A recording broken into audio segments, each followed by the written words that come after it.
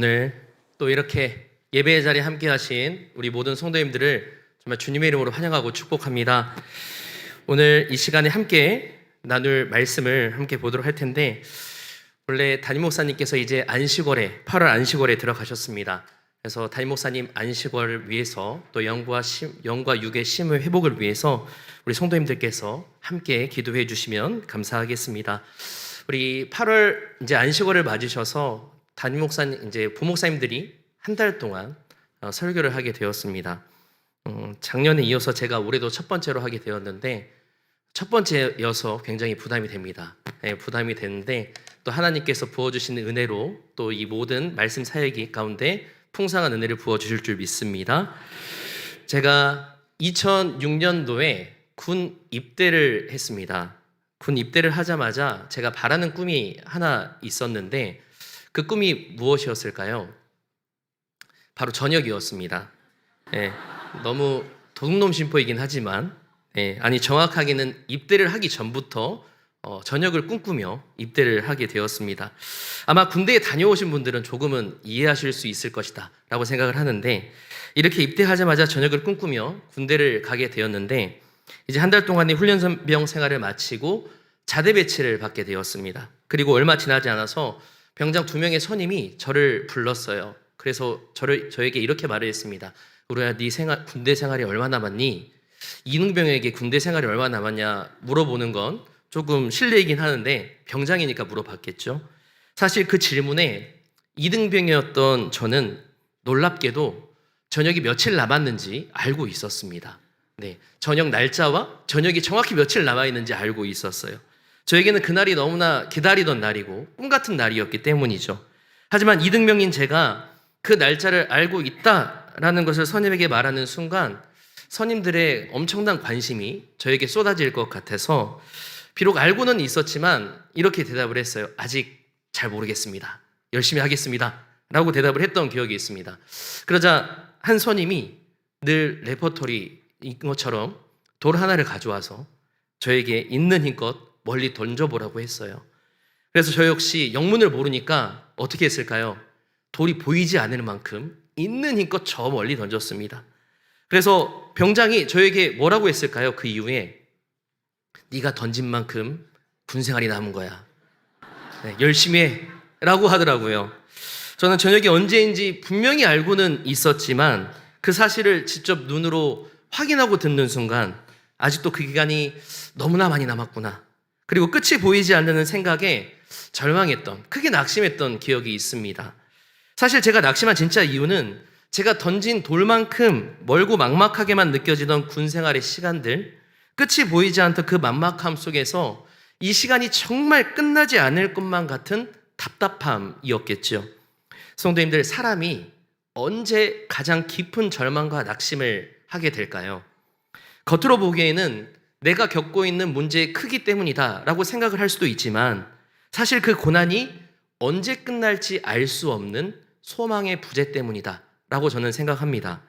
아무리 힘들어도 언제 끝난다 라는 확실한 기약이 있다면 우리는 힘들어도 오늘을 견뎌낼 힘을 얻습니다. 하지만 끝을 알 수 없는 캄캄한 굴 속에 갇히게 되면 작은 돌멩이 하나에도 기대가 무너지게 되고요, 깊은 절망에 빠지게 되는 것이죠. 오늘 우리가 읽은 성경 말씀 속 유다 백성들의 상황이 바로 그랬습니다. 그들 역시 자신의 힘으로는 도저히 벗어날 수 없는 깊고 어두운 포로 생활에 지내고 있습니다. 소망을 잃어버린 채 신음하고 있어요. 이 예레미야는 우리 성도님들도 아시다시피 유다의 마지막 선지자였습니다. 그는 타락한 유다가 저지른 죄에 대한 징계로 하나님이 유다를 심판하셔서 바벨론에 의해서 멸망할 것이니까 유다를 향해 하나님께 돌아오라 라는 메시지를 전하라는 부르심을 받게 된 선지자가 바로 예레미야였죠. 하지만 유다 백성들은 이 예레미야의 말을 듣지 않습니다.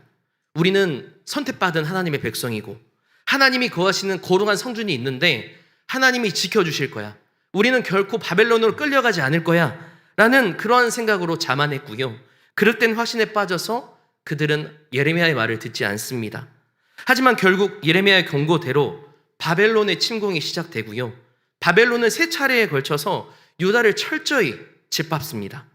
그 중에서도 오늘 본문의 배경이 되는 시기, 이 시기는 BC 597년 유다의 왕과 왕족들, 정말 수많은 엘리트와 기술자들이 무더기로 잡혀갔던 제2차 포로 이송 직후였습니다. 제2차 포로 이송 직후. 성도님들, 하루아침에 낯선 타국으로 끌려간 포로들의 마음, 그들의 마음은 어땠을까요? 나라를 잃은 아픔, 또 누군가에 의해서 주권을 빼앗기고 지배된 삶을 살아가는 그들의 삶은 불안 그 자체였을 것입니다. 그들이 이런 불안과 절망을 느끼게 된 이유, 그 이유는 하나라고 생각해요. 그들이 겪는 이 상황 속에서 소망이 보이지 않기 때문이죠. 이렇게 소망이 전혀 보이지 않던 그때 한 줄기 빛과 같은 소식을 포로로 있던 그 백성들이 듣게 됩니다. 그런데 그 소식이 조금은 이상합니다. 그 소식은 거짓 선지자 하냐냐의 예언이었기 때문이었어요. 오늘 본문 앞장의 말씀을 보시면, 예레미야 28장을 보시면 선지자 하나냐라는 사람이 등장을 하게 됩니다. 그리고 그는 여호와의 성전에서 제사장들과 모든 백성이 보는 앞에서 이렇게 말을 하게 돼요. 예레미야 28장 2절과 3절의 말씀인데요. 색으로 칠해진 부분만 한번 보시면, 하나냐는 바벨론에 빼앗긴 성전 기구가 몇 년 안에 돌아올 것이다 라고 말하고 있죠. 그렇죠. 2년 안에 돌아올 것이다 라고 예언을 하고 있어요. 이 말은 포로들이 2년 안에 고향으로 돌아올 수 있다 라는 희소식이었겠죠. 그런데 이 하냐냐의 예언은 예레미야 28장의 말씀을 보시면 성취도 되지도 않고요. 그의 죽음으로 이 모든 예언이 거짓이다 라고 드러나게 됩니다. 그러나 이 달콤한 거짓 예언, 이 거짓 예언은 사람들의 입을 타고 가서요, 바벨론 포로지까지 전파되었고요. 바벨론의 거짓 선지자들까지 합세를 하면서 백성들은 우리도 이제 곧 고국으로 돌아갈 수 있겠구나 라는 그 헛된 기대감에 마음을 온통 빼앗기고 말았을 것입니다. 그의 거짓된 예언으로 포로로 잡혀있는 유다 백성들의 기대는 얼마나 컸을까요? 그때 이 혼란스럽고 깊은 절망의 현장, 이 낯선 이방 땅 바벨론에서 신음하던 백성들에게 예루살렘으로부터 뜻밖의 편지 한 장이 도착을 하게 됩니다. 선지자 예레미야가 포로민들에게 보낸 편지였어요. 시드기야 왕이 바벨론의 느부갓네살 왕에게 보낸 유다 왕실의 사신들 엘라사와 그마라의 손을 통해서 그 편지가 전달되어진 것입니다. 그 편지의 내용이 바로 오늘 보면 예레미야 29장의 말씀인 것입니다. 정확하게는 하나님이 포로민들에게 보내는 편지인 것이죠. 그런데 그 편지에는 포로로 사로잡혀 있는 그들이 도저히 이해할 수 없는 내용들이 가득히 담겨 있습니다.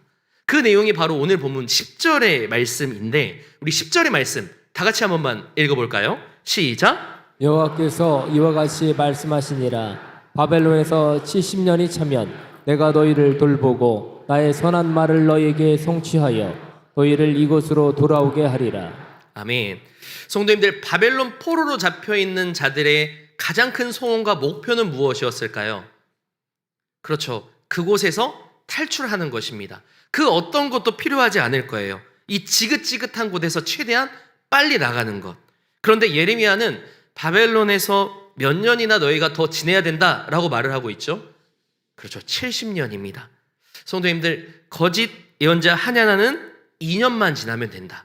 예레미야는 70년이 지나야 된다라고 말을 하고 있어요. 우리 성도님들은 어떤 것을 어떤 소식에 솔깃하시나요? 그렇죠.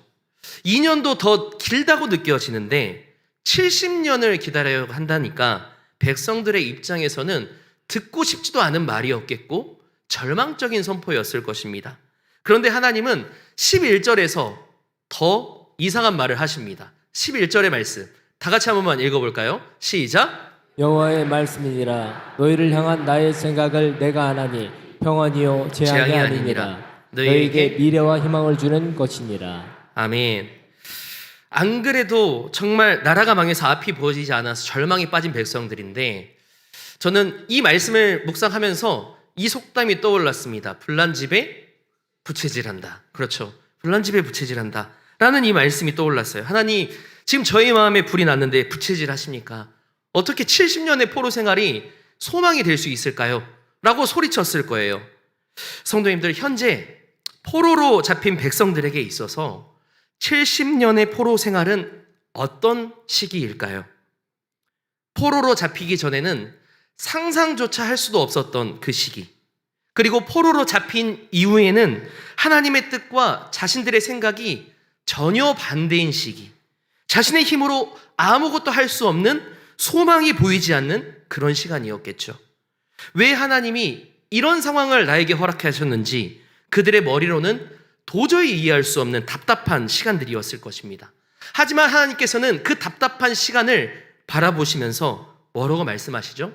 너희의 생각은 재앙이 아니고 평안이다, 미래와 희망이다 라고 말씀을 하고 계세요.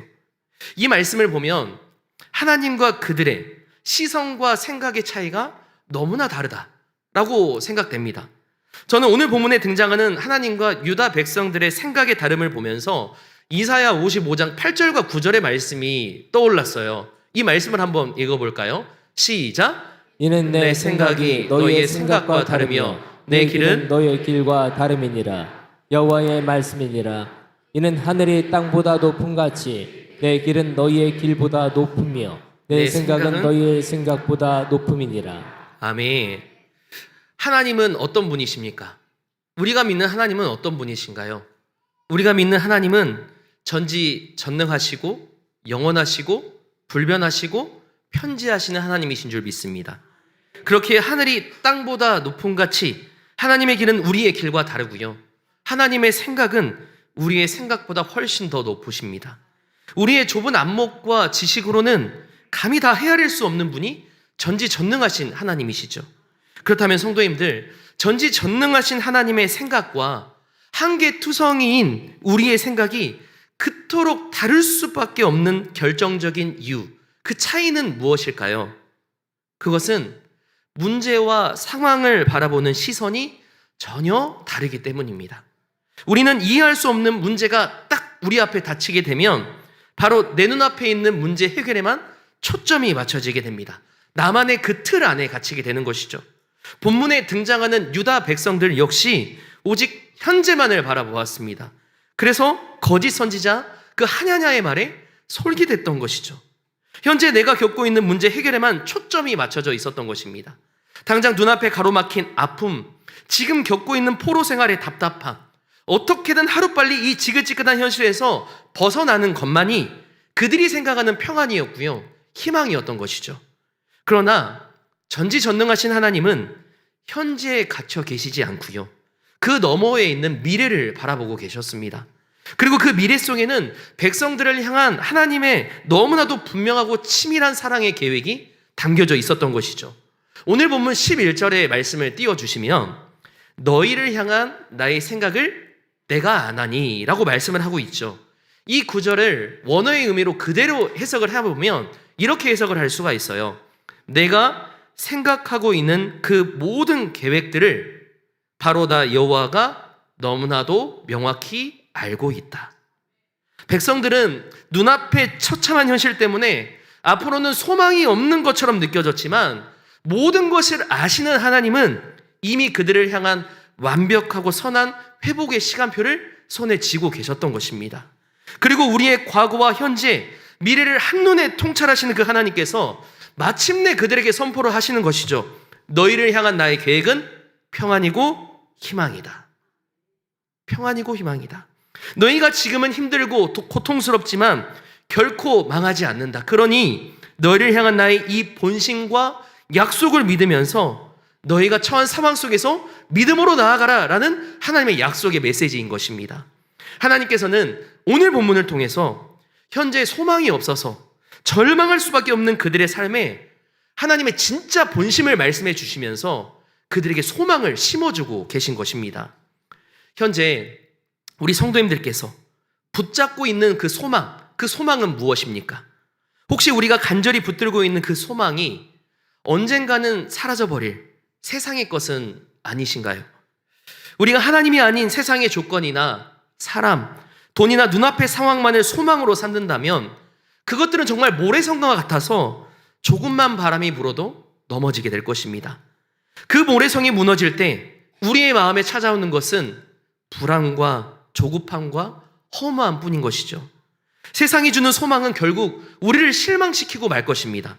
하지만 성경은 우리에게 전혀 다른 소망을 말씀해 주세요. 로마서 5장 5절 상반절에서는 이렇게 말씀합니다. 소망이 우리를 부끄럽게 하지 아니함은. 여기서 부끄럽게 하지 않는다라는 뜻은 무엇이냐면 우리를 결코 실망시키거나 절망에 빠뜨리지 않는다는 것입니다. 참된 소망은 모래성처럼 사라지지 않는 것이죠. 오히려 고난의 바람이 불어올 때 우리의 마음을 더 든든히 지켜주고요. 마침내 우리의 삶을 가장 선하고 좋은 방향으로 이끌어 주는 것입니다. 그렇다면 이처럼 우리를 실망시키지 않고요. 끝까지 우리를 견디게 하면서 마침내 좋은 길로 인도하는 진짜 소망, 그 진짜 소망은 어디서부터 오는 것일까요? 시편 62편 5절과 6절의 말씀에서는 분명히 말씀합니다. 우리 다 같이 한번 읽어볼까요? 시작! 나의 영혼아 잠잠히 하나님만 바라라. 물은 나의 소망이 그로부터 나오는도다. 오직 그만이 나의 반석이시요 나의 구원이시요 나의 요새이시니 내가 흔들리지 아니하리로다. 아멘. 성도님들, 하나님만이 우리의 소망이 되시는 줄 믿습니다. 내가 아무리 마음을 다잡고 간절히 바란다고 해서 우리 안에서 저절로 소망이 생겨나는 것이 아닙니다.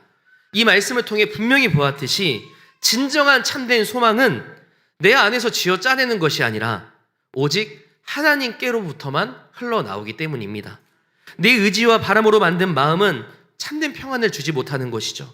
환경이 조금만 바뀌어도요, 금세 흔들리고 상황이 악화되면 이내 절망으로 바뀌게 됩니다. 하지만 우리의 유일한 소망이신 하나님을 바라보며 나를 향한 하나님의 본심이 재앙이 아니라 평안이라는 사실을 온전히 믿는다면 우리가 처한 상황이 어떠할지라도 결코 요동하지 않는 단단한 믿음 위에 서서 인내함으로 내가 겪는 현실을 이겨나갈 수 있을 것입니다. 저는 오늘 말씀을 준비하면서 유다 백성들이 지나고 있는 이 바벨론 포로 70년의 생활이 단지 먼 옛날 이스라엘에 지나간 역사로만 느껴지지 않습니다. 오늘을 살아가는 우리 역시 내 힘으로는 도저히 어쩌지 못하고 이해할 수 없는 인생의 70년, 곧 나만의 바벨론 시기를 지날 때가 너무나도 많기 때문입니다. 소망이 없어 보이는 듯한 시기이죠. 아무리 간절히 기도해도 당장 나아지지 않는 삶의 문제들이 있습니다. 좀처럼 해결될 기미가 보이지 않는 우리의 경제적인 막막함이 될 수도 있고요. 끝이 보이지 않는 자녀의 문제, 관계의 갈등과 답답함, 우리는 저마다 도저히 이해할 수 없는 긴 시련의 터널 속에 갇혀 소망이 보이지 않는 그런 상황 속에 갇혀서 신음할 때가 있죠. 그때 연약한 우리는 풀리지 않는 그 현실의 문제만을 바라보면서 하나님을 향해 원망과 불평을 쏟아내기도 합니다. 그리고 끊임없이 왜? 라는 질문을 던지면서 흔들리곤 하죠. 그런데 이러한 낙심과 탄식은 성경에 등장하는 위대한 믿음의 사람들 역시 그들의 삶 속에서도 그대로 나타나게 돼요. 대표적인 예로 다윗은 주변의 원수들의 위협으로 이해할 수 없는 상황 앞에서 시편 13편 1절에서 이렇게 말을 해요. 여호와여 어느 때까지이니까. 엘리야 역시 악한 이세벨의 위협 앞에서 극심한 피로감과 고립감에 빠져서 로뎀나무에 앉아서 어떻게 얘기하죠? 여호와여 내 생명을 거두어 주옵소서. 그들 역시 깊은 침체와 낙심에 빠지기도 했었습니다. 그러나 소망이 되신 하나님은 그들의 탄식을 탓하지 않으셨고요. 그 아픔을 품어주시며 다시 일으켜 세워주셨습니다. 그러므로 우리는 나의 연약함으로 넘어지려고 하는 그 순간순간마다 우리를 다시 일으켜 주실 소망이신 하나님을 바라봐야 할 것입니다. 그 상황에 속지 않고 나를 향한 하나님의 본심을 기억하는 우리 모두가 되어야 하는 것이죠. 하나님을 소망하며 믿음으로 살아간다는 것, 그것은 내 눈앞의 환경이 어떠하든지 그 상황과 감정에 속지 않고요. 매 순간 나를 향한 하나님의 본심, 오늘 본문 11절의 말씀, 재앙이 아니라 평안이고 미래와 희망이라는 것을 묵상하고 신뢰하며 살아가는 것입니다. 우리가 이 진리를 진짜로 믿을 때 소망의 닻이 우리의 심령 속에 깊이 내려지게 될 것이고요. 주님께로부터 공급되는 인내할 수 있는 거룩한 힘으로 인해 쉽게 흔들리지 않는 믿음의 실력자들이 될 줄 믿습니다. 주님을 향한 소망이 있을 때 우리는 견딜 수 있는 것이죠. 이해할 수 없는 상황이 내 앞에 닥쳐올 때마다 정말 바라기는 힘없이 넘어지는 자질이 아니라 주님이 공급해 주시는 소망으로 견뎌내고 인내함으로 마침내 우리를 평안케 하시고 승리케 하시는 그 은혜를 경험하는 저와 우리 성도님들이 되시길 주님의 이름으로 축원합니다. 그렇다면 성도님들, 하나님의 약속하신 평안이 우리의 삶에 이제 반드시 이루어질 것인데 믿으시죠? 그렇죠. 믿어지는데 이 사실을 믿는 우리는 그때까지 어떤 믿음의 삶을 살아가야 할까요? 그저 나에게 처한 70년의 바벨론 같은 답답한 현실을 바라보면서 이 고난의 시기가 언제 끝나나 라고 걱정을 하면서 근심만 하며 살아가야 될까요? 결코 그렇지 않겠죠.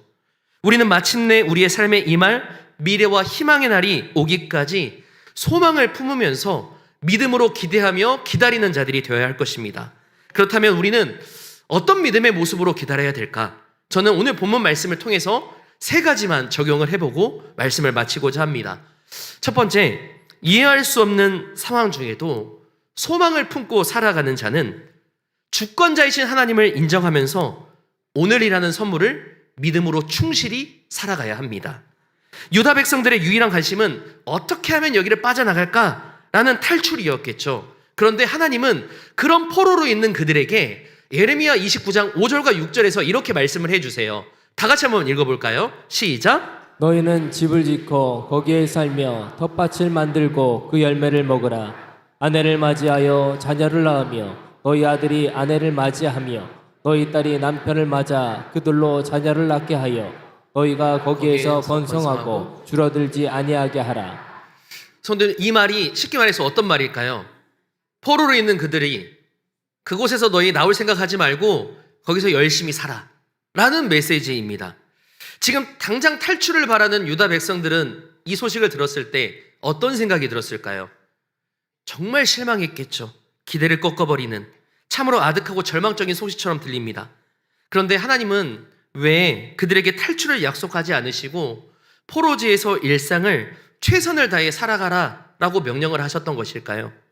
4절의 말씀, 예레미야 29장 4절입니다. 다 같이 한번 읽어보겠습니다. 시작! 만군의 여호와 이스라엘의 하나님께서 예루살렘에서 바벨론으로 살펴가게 한 모든 포로에게 이와 같이 말씀하시니라. 아멘.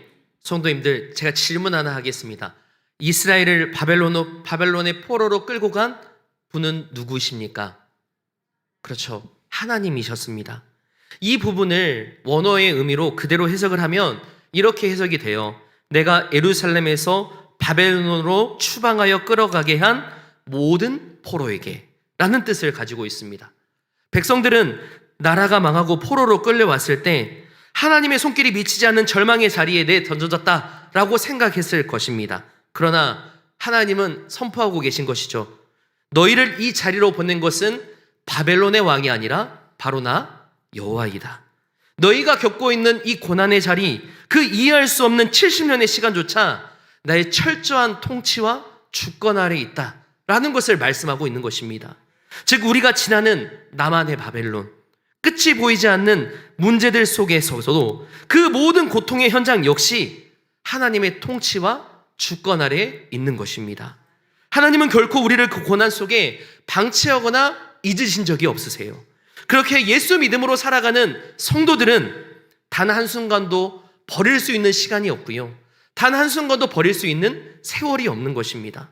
비록 거기가 낯선 바벨론일지라도 하나님이 나를 끌고 가두신 현장이라면 그곳은 버려진 자리가 아니라 하나님이 나와 함께 하시는 자리이고 하나님의 주권이 임하는 거룩한 삶의 현장이 되는 줄 믿습니다.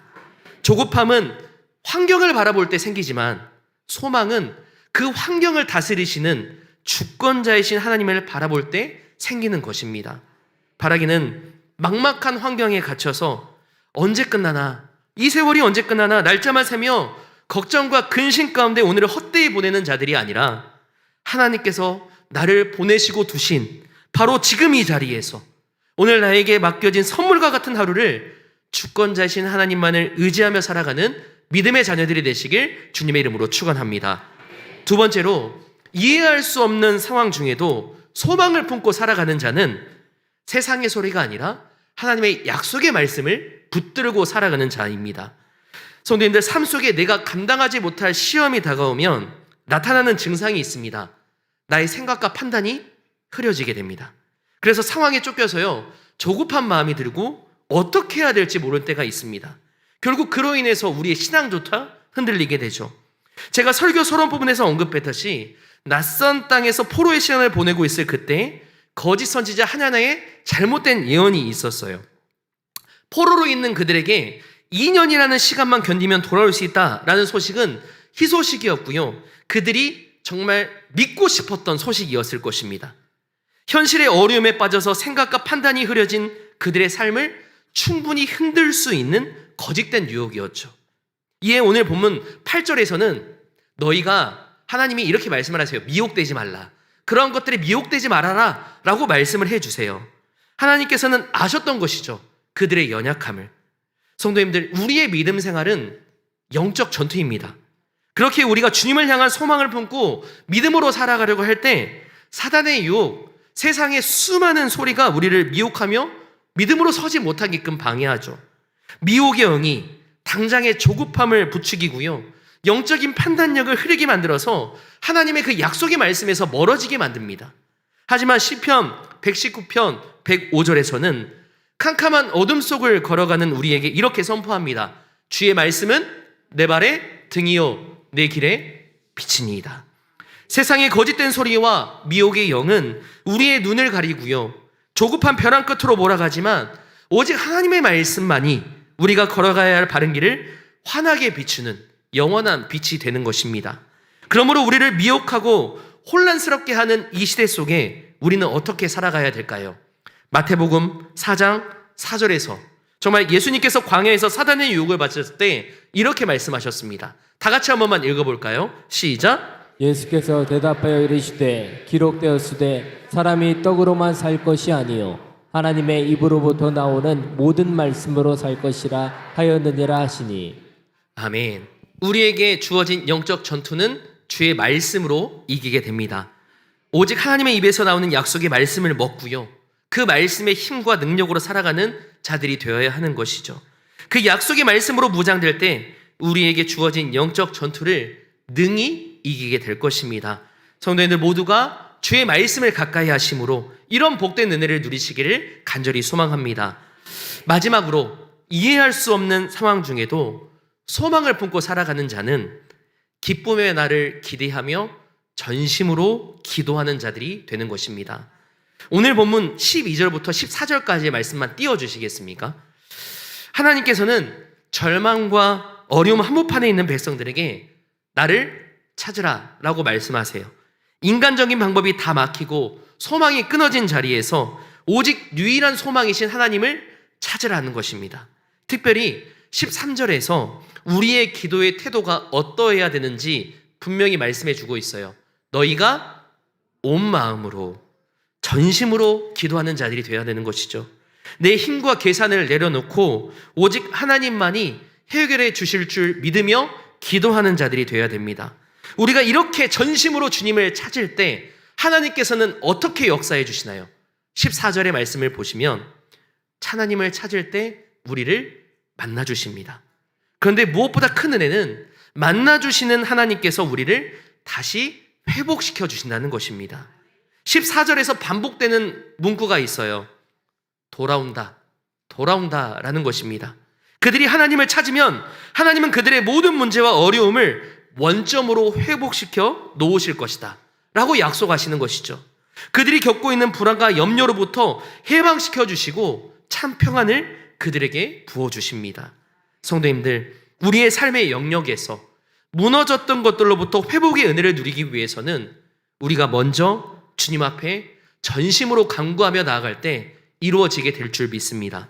우리의 삶 속에서 믿음을 사용하며 기도하는 자가 되셔서 주님께서 우리 가운데 베푸시는 믿음의 축복과 역사를 경험하는 우리 모두가 되기를 간절히 소망합니다. 혹 말씀을 듣는 우리 성도님들 중 나의 현실이 오늘 본문에 등장하는 바벨론 포로된 자들과 같이 이해되지 않는 상황에 계신 분들이 있으십니까? 우리는 이해되지 않기 때문에 전심으로 주님을 찾아야 할 것입니다. 나의 소망이 되신 주님께서 나의 삶 속에 진실하게 주실 줄 믿고, 주신 줄 믿고, 최고의 것을 주실 줄 믿으며 감사함으로 기도하는 자들이 될 때 문제로부터 자유함을 얻게 되고 주님께서 부어주시는 참 평안을 삶 속에 누리게 될 줄 믿습니다.